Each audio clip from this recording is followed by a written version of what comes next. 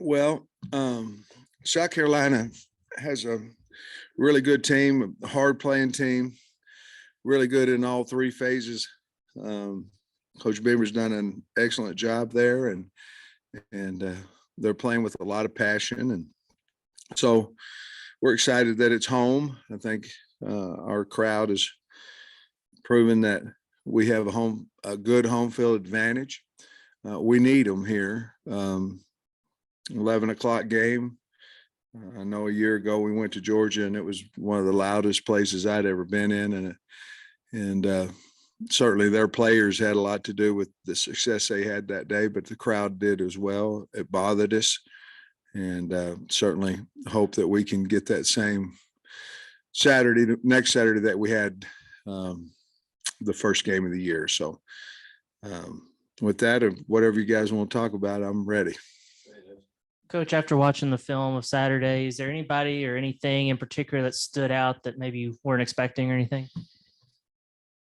I thought Landon Jackson and Terry Hampton and Dominique Jordan, I thought they all played well. Jordan Dominic, excuse me. I get that mixed up all the time. I'm sorry. I didn't get it mixed up. I knew who he was when he had that sack, picked that fumble up. Thought they all played well. We've got something there. We've got a little bit more depth. I was pleased with our wide receivers. I don't think we talked about them much in there, all of them. There was some, our O-line's got to play better. We've got to be more consistent.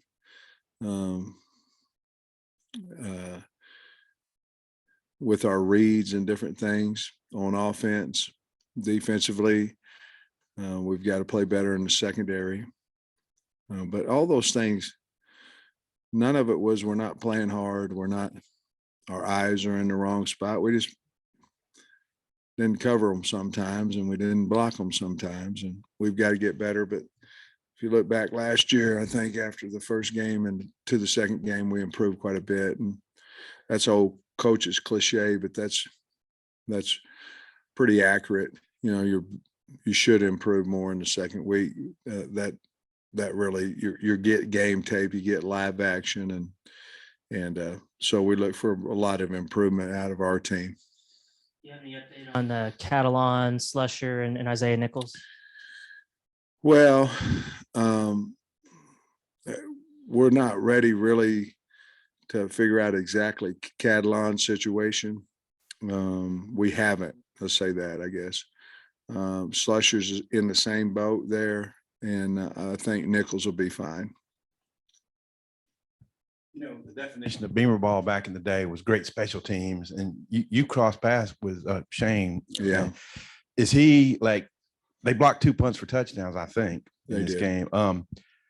What is it that, like, what do you think he's done that's kind of adapted maybe his dad's ways, and what is Beamer ball, Well, I think it comes, from his father, where you can win games on special teams. You look at Saturday's game, they kicked the onside kick, they squibbed a kickoff, they faked a field goal that got them 7 points. And they got down first and goal on the 2 on a fake field goal.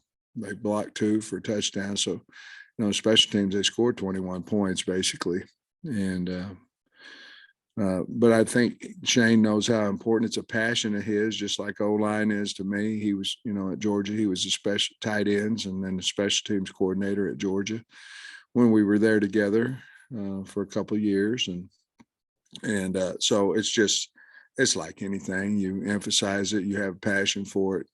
Hopefully your team's a little bit better at it, and they certainly are. They're really good on special. They're a good team, but they're a good team in all 3 phases. I was going to ask you about the D-line because it looks like you went 8 or 9 deep. How did everybody grade out? Did they play as well as maybe you anticipated they would, or better? I thought Terry Hampton played really well. That would be the first guy right off the bat that I thought played a really good game. Landon Jackson played hard, had some plays. I think he's just going to get better. He didn't play a lot because of his injury a year ago. So I think he'll just get better. Those two guys, Stu did fine. But those, and then of course, Dominic, anytime somebody makes a big play, sticks out, but consistently, I thought basically our transfer guys played really well. And then the other guys we had, Williams, Zach, he played a little faster. I thought a little better than what he did a year ago, but I was pleased with the D line. I think Cincinnati had a good physical offensive line. Coach, I was curious about what you thought about their offense, just how they run it. I mean, sometimes they're 5 wide, sometimes they're 11 personnel, sometimes they're in the wishbone. What's amazing is their number one set was empty Saturday, and of course, if you had Spencer Rattler, you'd probably want to do that. Where he's most dangerous is when he gets out of the pocket. I mean, when he gets out of the pocket, he can throw on the run as accurate as anybody, and so I think that's game plan for them. Maybe part of them is trying to find out exactly, what they are on offense. I don't know. I like the Lloyd kid. I think he's a really good running back. He's been hurt a little bit in his career, but he shows a lot of speed. Jumped over a guy on Saturday night, and but I think anytime you go empty, you feel good about your tight ends and your wideouts, and of course your quarterback. But they do a lot of things. In one game, there was a lot going on with options, with toss plays, with what we call truck plays, down, pull. And they did have a complement of inside and outside runs, trying to get it out on the outside, not necessarily with outside zones, but more toss type plays, option type fast hitters, trying to get the ball on the edge. So we'll see anything they change or not. I don't know. Just your general impressions on the defense. I'm not sure on the personnel, but it looked like the 2 edge guys like to stand up a lot. They've got they've got a lot of good players, but Brad Johnson and Cam Smith are really good players. And Cam Smith, I think he might be projected in the first round. They're playing him a little bit more nickel this year, corner, but he's really good. And then you're talking about 7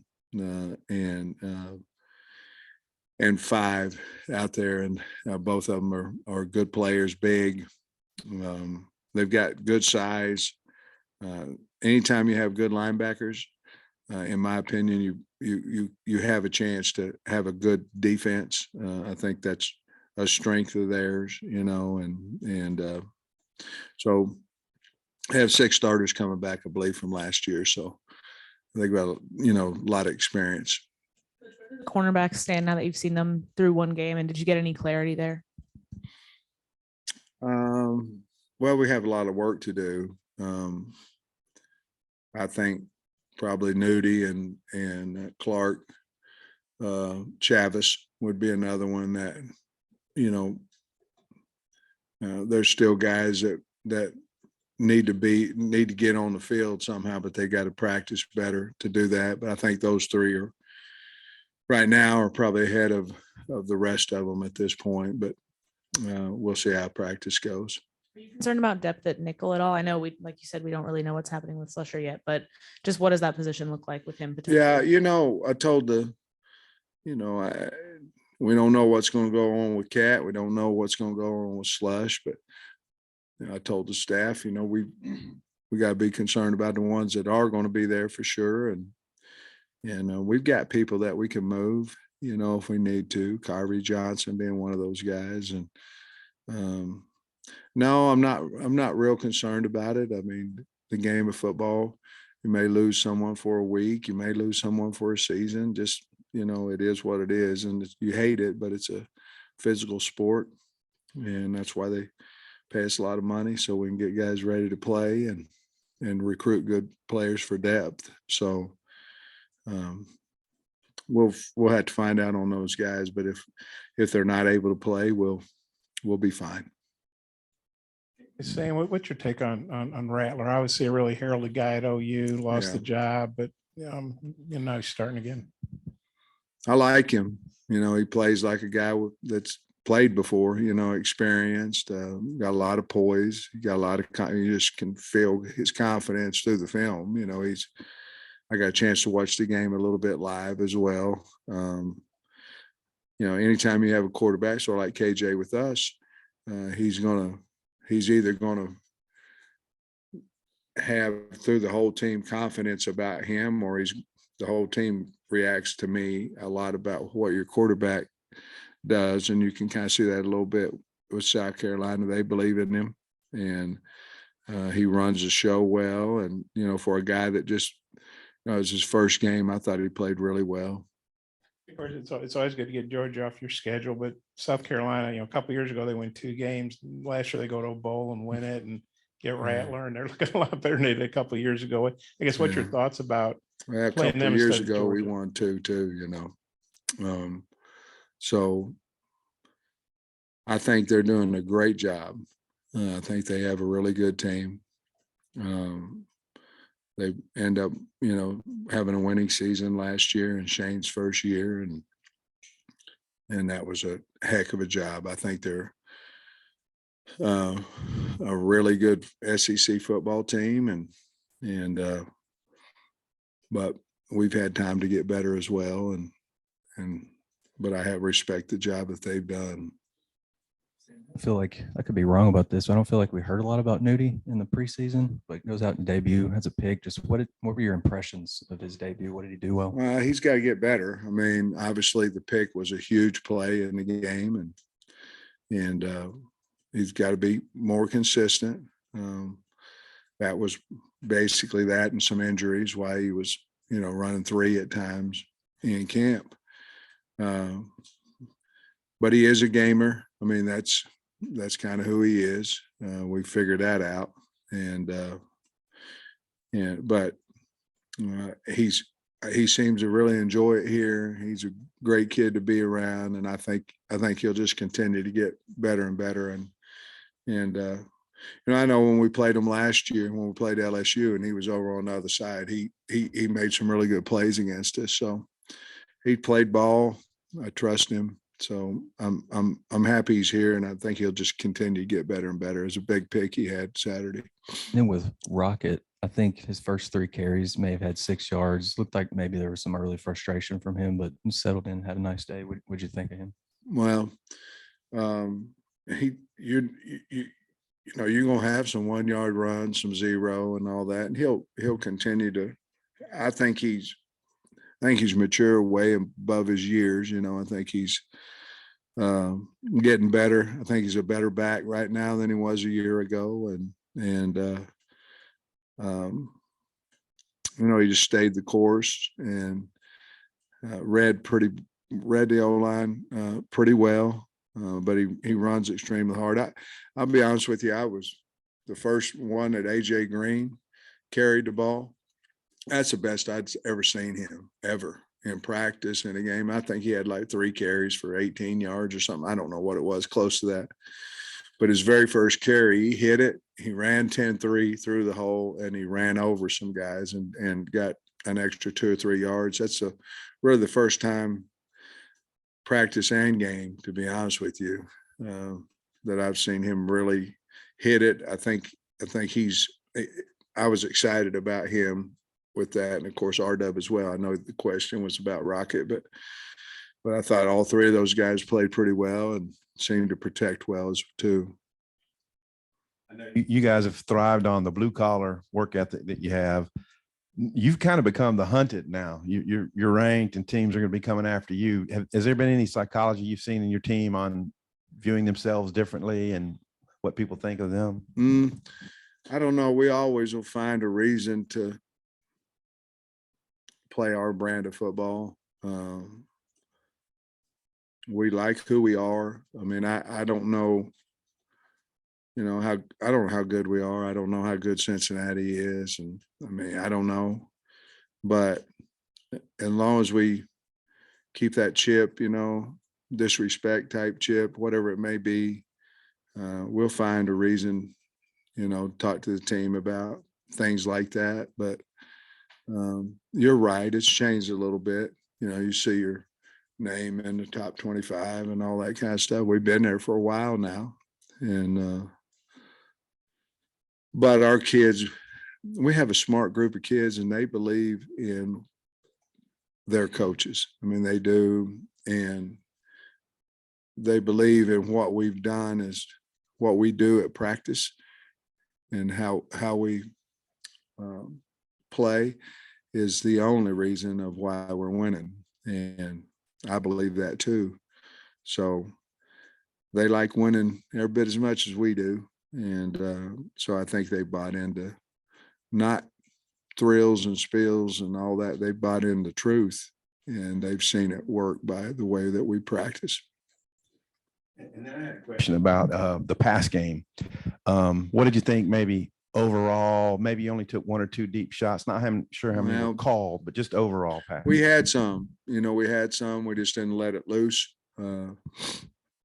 which, you can't, KJ is going to do what KJ is going to do. I mean, that's, and most of the time it's correct, so, you're not out there all the time. And there are some times you go, well, why didn't he throw this one? Why didn't he throw that one? But I think you probably do that with Johnny Unitas. You probably did that with Dan Marino. I don't know, but I would assume they don't see everything like you do. But I like our receivers. I like them a lot. And I think if we just continue to practice and KJ just continues to get comfortable. I mean, he obviously comfortable with Hazelwood because he threw it into, he wasn't really double covered, but it was close in there. And he just thought, hey, you're better than them. You go get it for us. And right before half, I believe, was the one. And he did. So first play of the game, he throws it out to Matt Landers, you know what I mean? So I think they've got to play a little bit more together, but I think when they do, I really like our wideouts. You mentioned Kari Johnson earlier as a guy that can move around in the secondary. Talking maybe safety, nickel, or what do you envision for him?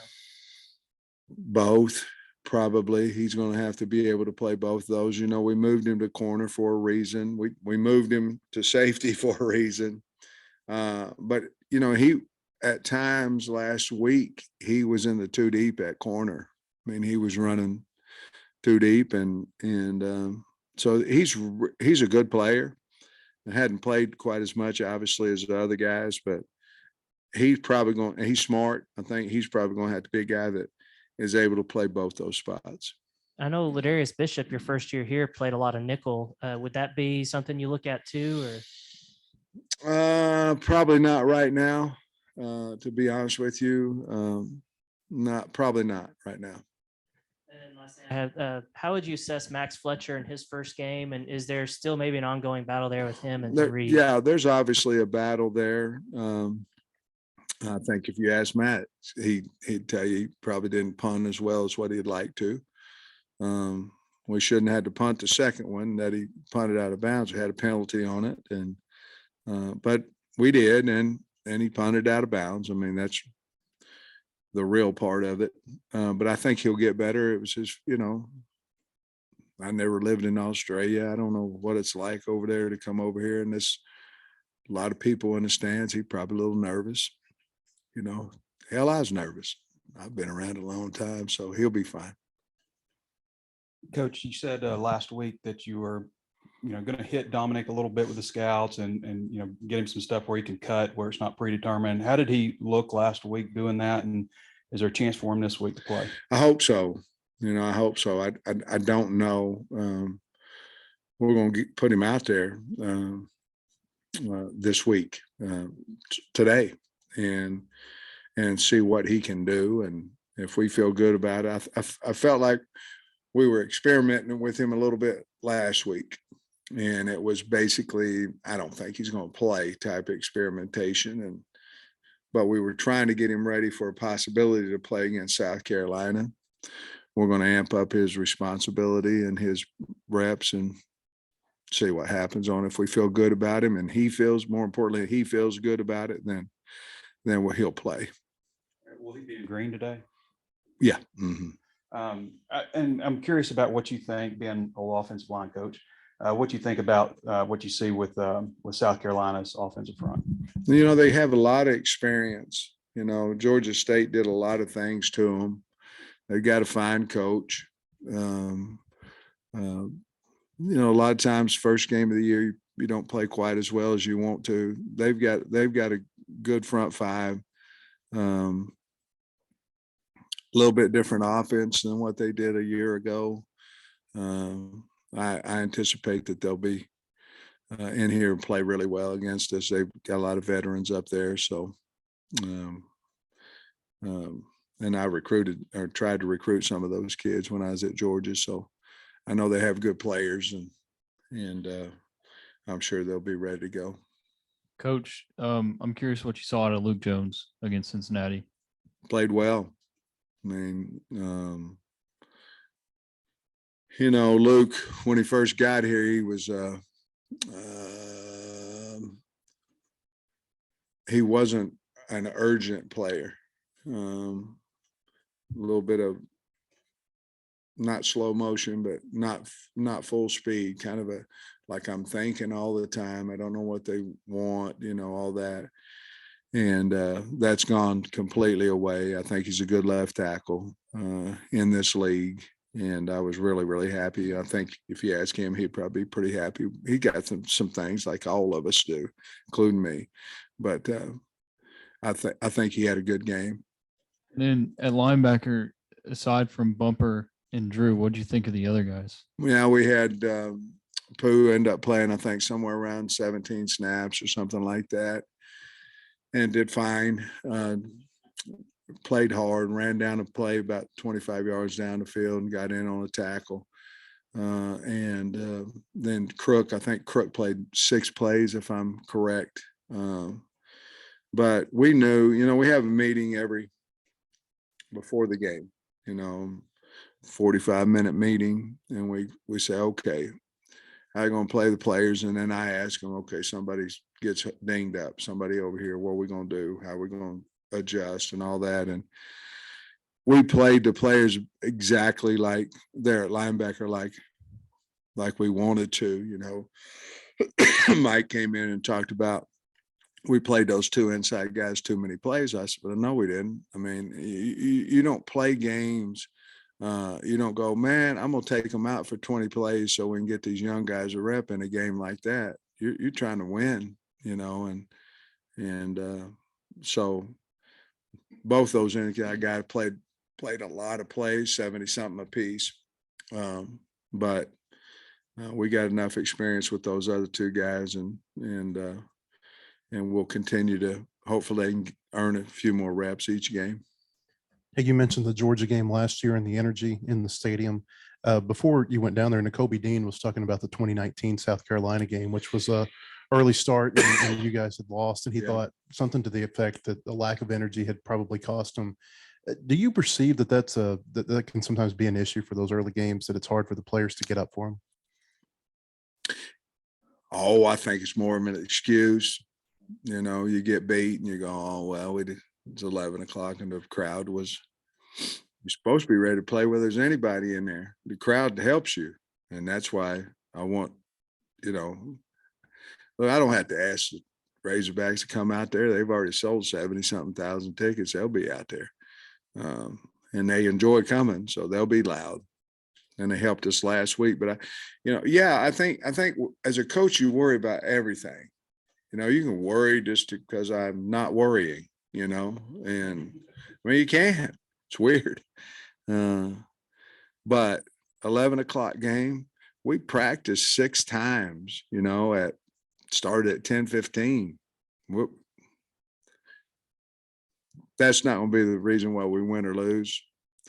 But I'll say this, Georgia's crowd this year was deafening when we went out there, and it was a problem for us, just like hopefully our crowd's going to be Saturday for South Carolina. When you have an 11 o'clock kickoff, what's a Saturday morning schedule look like? 7 a.m. We'll do all the chapel, and our coaches staff meeting will be Friday night after they get through with their meetings with the kids.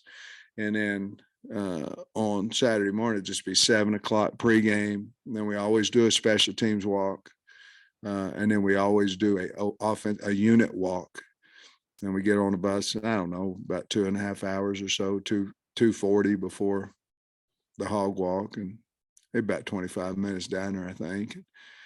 Get to the hog walk about 2:10, 2 hours and 10 minutes before, and get off and wave, walk down the hill and go in there and get ready to play. It's the greatest feeling in the world besides winning. It's awesome. Could you describe your relationship with Shane Beamer, and what do you remember about the time you guys were together? And do y'all, like, in the off season or during the season, do you guys ever text or talk or anything? Yeah, we talk. Shane lived in the same subdivision as I did at Georgia. He came in together. He was tight end coach and special teams coordinator. And obviously we worked together, in the same meetings for 14 hours a day, so we knew each other well. He has a wonderful family, beautiful family. He'd always go on bike rides and walks through the neighborhood and stop in and say hello. But he's just a really good man, really good coach, energetic guy. But we didn't hang out, be honest with you don't hang out with anybody. I mean, you're tired of seeing people when you go home. I mean, you've seen them for 14, 15 hours a day. And it wasn't from dislike. Scott Fountain lived next to me, and I never saw him. Matter of fact, Scott Fountain bought a new home, and he was, like from Andean, that close, and I never went in his house. And you get home, you're tired. So it had nothing to do with that. Shane's a wonderful guy, great coach, and looking forward to seeing him. Two guys, Dubinion, 3 plays, all of them productive. And then Malik, it looks like he was right on the edge of maybe letting that pass go to Hazelwood, but he was productive too. Can you maybe speak to their roles? Yeah, it was there, and Malik decided not to throw it, and he ended up making a really good play out of it. Dubinion looked good, didn't he? With the screen and then making a guy miss on the sideline. We've all seen that at practice. He can cut on a dime. And, I think, Jimmy talking to him, he thought he played Rocket he's played him just like we thought we would in our meetings, but he probably wished he would have got R-Dub a few more carries and Zero a few more carries. But I thought R-Dub was very productive for those 3 plays. He did some really good things in tight moments. Now we needed it. And so SEC was 14-0 before last night. Did you watch any conference? I did, on Sunday nights. I study the opponent until 9 o'clock. And then at 9 o'clock, I start recruiting from 9 to whatever, 10, 10:30, whatever it may be. And so last night the game was on, guys were talking about it. So we stayed in my office where the TV is. And I say, hey, let's do some recruiting and some talking and some texting while the game's on. So yeah, I did get a chance to see the last quarter or so of the game. Sam, you guys obviously didn't have any protection issues on punts last week, but seeing what South Carolina did, knowing Beamer's reputation, is that an extra emphasis this week, punt protection? Yeah, it is. They know exactly what we do as well, because he and Scott worked side by side together at Georgia. Scott was a special teams analyst, and Coach Beamer was the special teams coordinator. So we know a lot of the things they're doing, and they know a lot about what we're doing. Georgia State was not necessarily schematics. They just misblocked. One was one was in their shield and one was on the backside of a zone type protection backside, and they're split, didn't allow him to make that block, or he false stepped or whatever. But it wasn't necessarily schematics. It was, they just got beat. And so we have to emphasize, I mean, anytime you had a team coming in that had that much success on special teams, you better be ready for it, because they've got juice over there for special teams, and we've got to be really well prepared, which we will be. Big news Friday about the playoffs getting expanded. We don't know all the details in the future, but what was your reaction to that news? Yeah, I don't know a whole lot about it either, except, they was talking about 12 teams, and obviously for teams like us, where you're playing in the SEC, that might allow for 3, 4, 5 teams from the SEC in the playoffs, and certainly one loss or 2 losses wouldn't just kill your opportunity to get in the playoffs anymore. And I'm all for it. I think it'd be good for the fans. I think it'd be, you're bringing 12 fan bases instead of 4, and I'm all for it. And they'll figure out how to do the bowls and all that. It probably will cost another game, but I'm all for it. On KJ's first touchdown run, Matt Landers had a block really that kind of sprung, and then on Knox's touchdown run on the sideline, Keytron had a block.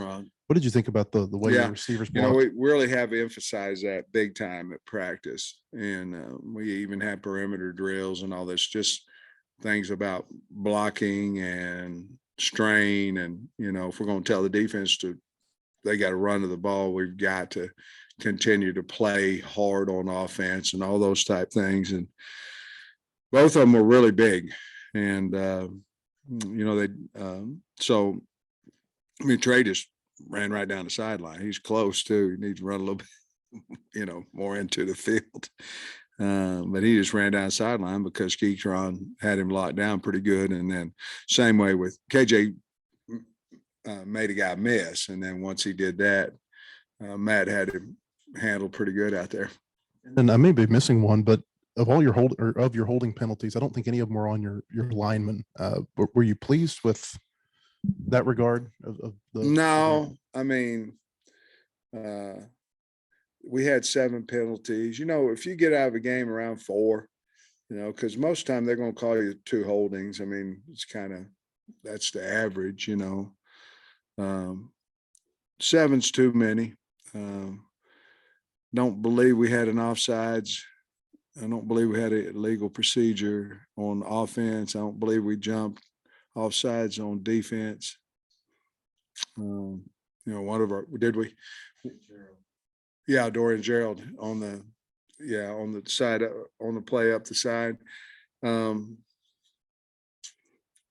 We had 2 zeros on the field at one time. Those type things, that's us, so. But 7's too many, and we cost us a lot of yards obviously on 2 of the plays. Coach, you had a good recruiting weekend, a lot of players in. With 11 o'clock game, how difficult is that? I mean, you're asking kids from Texas to come in and get up at the crack of dawn. It's hard. It's almost impossible. I mean, not impossible, but if you got a 4 or 5 hour drive, you can get up at 5 or whatever. If it's much further than that, the great thing is they have plenty of time. You visit with them after the game, and you have more time after the game. But just getting here, and then fortunately, the traffic, is not easy to manipulate through and all that right now, because the number of people coming in on the bus on Saturday, the cars were back further than they've ever been since I've been here. And that includes 13, 14, 15. They were way back there, and we knew we was going to have a big crowd, but it was kind of cool. We had to go in the other lane and all that kind of stuff. But yeah, 11 makes it a little more difficult. But I still think from what we talked about yesterday, we're going to have a pretty good crowd coming in of athletes. I know we talked a lot about Trey Knox right after the game, but were you surprised at all that he came on that strong in this first game? Or Nah, not really. I mean, he's an older guy. He's been practicing extremely well. It's important to him. I mean, I was happy for him that he did some quality, had some big plays, but not really as a surprise. I think as we continue to throw the ball more to wideouts and things, I think he'll even become more productive. But he not really. I mean, what did he catch? 6 balls and a couple touchdowns. I thought he'd have a good game. I'm just glad that he did and was able to score some touchdowns for us. All right, guys.